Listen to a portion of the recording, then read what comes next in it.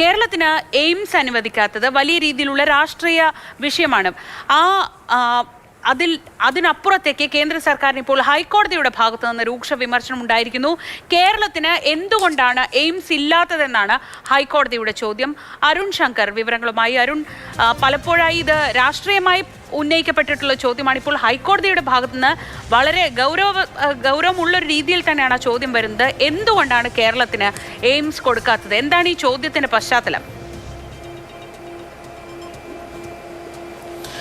ഈ എയിംസ് കാസർഗോഡ് ജനകീയ കൂട്ടായ്മ ആണ് എയിംസ് കേരളത്തിൽ അനുവദിക്കണമെന്ന് ആവശ്യപ്പെട്ടുകൊണ്ട് ഹൈക്കോടതിയിൽ ഹർജി നൽകിയത്. ഈ ഹർജി പരിഗണിച്ചുകൊണ്ടാണ് ഹൈക്കോടതി ഇത്തരത്തിലൊരു ചോദ്യം കേന്ദ്ര സർക്കാരിൻ്റെ മുന്നിൽ വെച്ചിരിക്കുന്നത്. എന്തുകൊണ്ടാണ് കേരളത്തിന് എയിംസ് അനുവദിക്കാത്തത്, അതിൻ്റെ മാനദണ്ഡങ്ങൾ, എയിംസ് അനുവദിക്കുന്നതിനുള്ള മാനദണ്ഡങ്ങൾ എന്തൊക്കെയാണ് എന്ന് വ്യക്തമാക്കണമെന്ന് ഹൈക്കോടതി കേന്ദ്ര സർക്കാരിനോട് നിർദ്ദേശിച്ചിരിക്കുകയാണ്. കഴിഞ്ഞ തവണ ഈ ഹർജി പരിഗണിച്ച സമയത്ത് ആരോഗ്യവകുപ്പിൻ്റെ ജോയിന്റ് സെക്രട്ടറിയോട് അല്ലെങ്കിൽ ആരോഗ്യവകുപ്പിൻ്റെ പ്രതിനിധി നേരിട്ട് ഹാജരാകാൻ ഹൈക്കോടതി നിർദ്ദേശിച്ചിരുന്നു.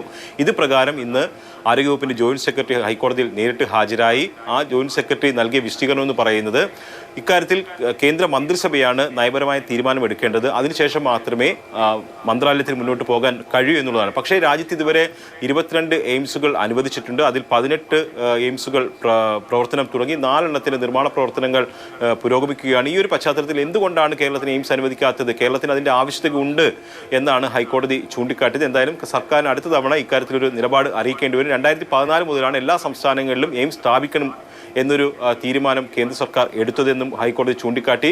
2016 തന്നെ 4 സ്ഥലങ്ങൾ കേരളത്തിൽ സംസ്ഥാന സർക്കാർ ചൂണ്ടിക്കാട്ടിയിരുന്നു. പക്ഷേ അതിനുശേഷം ഒരു തീരുമാനം കേന്ദ്ര സർക്കാരിൻ്റെ ഭാഗത്തു നിന്നുണ്ടായിരുന്നു. ഇതിനെ തുടർന്നാണ് കാസർഗോഡ് കേന്ദ്രീകരിച്ചുള്ള എയിംസ് ജനകീയ കൂട്ടായ്മ ഹൈക്കോടതിയെ സമീപിച്ചത്. അതിൻ്റെ അടിസ്ഥാനത്തിലാണ് ഇപ്പോൾ കേന്ദ്ര സർക്കാരിനോട് നിലപാട് വ്യക്തമാക്കാൻ ആവശ്യപ്പെട്ടിരിക്കുന്നത്. അരുൺ ശങ്കറാണ് വിവരങ്ങൾ നൽകിയത് കൊച്ചിയിൽ നിന്ന്. എയിംസ് എവിടെ എന്നാണ് കേന്ദ്ര സർക്കാരിനോട് ഇപ്പോൾ ഹൈക്കോടതി ചോദിച്ചിരിക്കുന്നത്.